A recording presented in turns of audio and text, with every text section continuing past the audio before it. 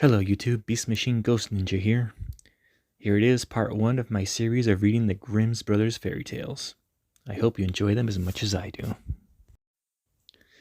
Okay, the first story is The Frog King, or Iron Henry, otherwise known as the Frog Prince. Here we go. In old times when wishing still helped one, there lived a king whose daughters were all beautiful. But the youngest was so beautiful that the sun itself, which has seen so much, was astonished whenever it shone in her face. Close by the king's castle lay a great dark forest, and under the old lime tree in the forest was a well. And when the day was very warm, the king's child went out into the forest and sat down by the side of the cool fountain. And when she was bored, she took a golden ball and threw it up high and caught it, and this ball was her favorite plaything. Now it so happens that on one occasion the princess's golden ball did not fall into the little hand which she was holding up for it, but on the ground beyond, and rolled straight into the water. The king's daughter followed it with her eyes, but it vanished, and the well was deep, so deep that the bottom could not be seen. At this she began to cry, and cried louder and louder, and could not be comforted. And as she thus lamented, someone said to her, "What ails you, king's daughter?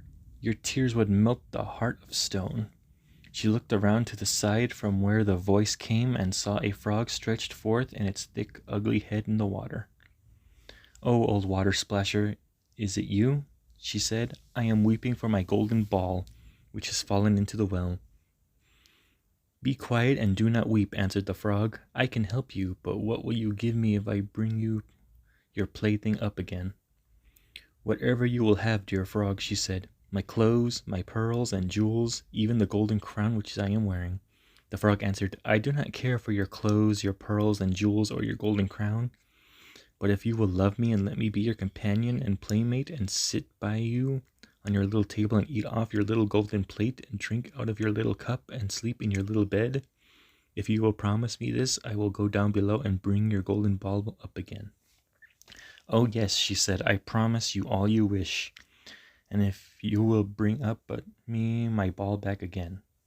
She, however, thought, "How silly the frog does talk. He lives in the water with all the other frogs, and croaks, and can be no companion to any human being." But the frog, when he had received his promise, put his head into the water and sank down, and in a short while came swimming up again with the ball in his mouth, and threw it onto the grass. The king's daughter was delighted to see her pretty plaything once more, and picked it up and ran away with it. "Wait, wait," said the frog. "Take me with you. I cannot run as you can." But what did it avail him to scream his croak croak after her as loudly as he could? She did not listen to it, but ran home and soon forgot the poor frog, who was forced to go back into the well again. The next day, when she had seated herself at table with the king and all the courtiers, and was eating from her little golden plate, something came creeping, splish splash, up the marble staircase, and when it got to the top, it knocked on the door and cried, "Princess, youngest princess, open the door for me." She ran to see who was outside, but when she opened the door, there sat the frog in front of it. Then she slammed the door in great haste and sat down to dinner again, and was quite frightened. The king saw plainly that her heart was beating violently, and said, "My child, what are you so afraid of? Is there perchance a giant outside who wants to carry you away?" "Oh no," she replied, "it is no giant, but disgusting frog." "What does a frog want with you?"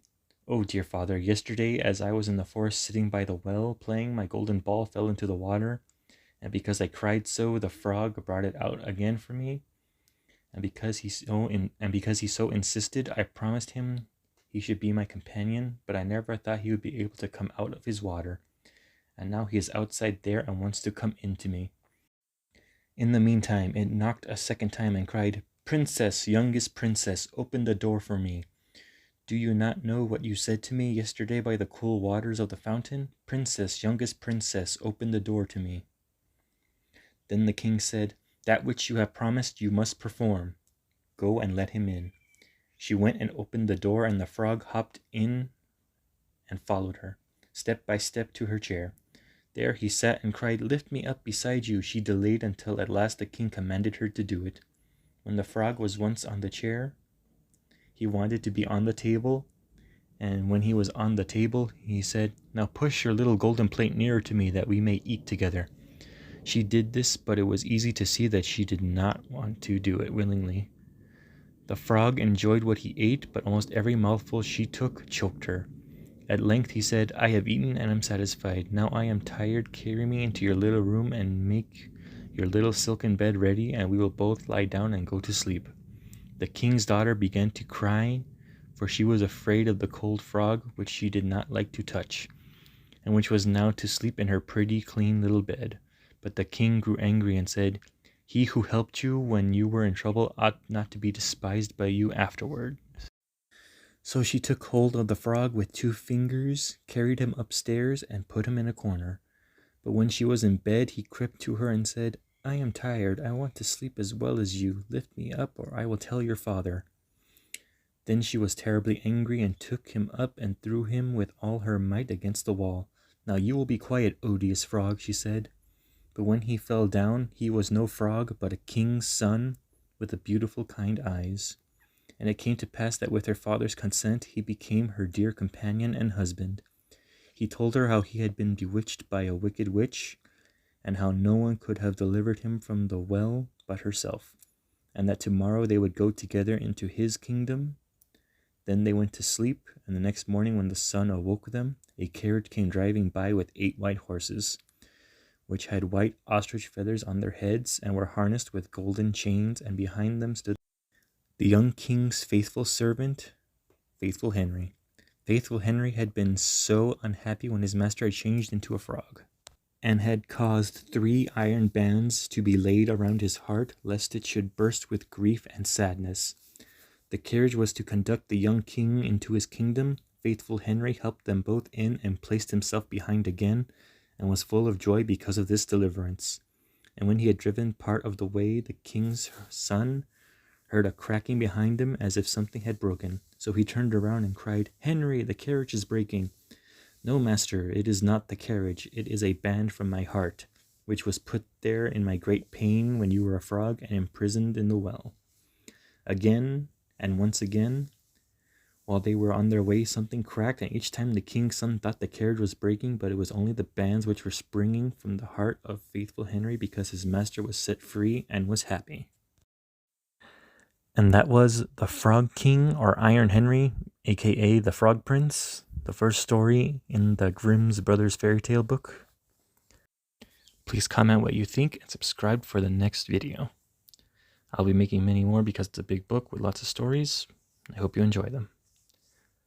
Thank you for your time, YouTube. Until next time.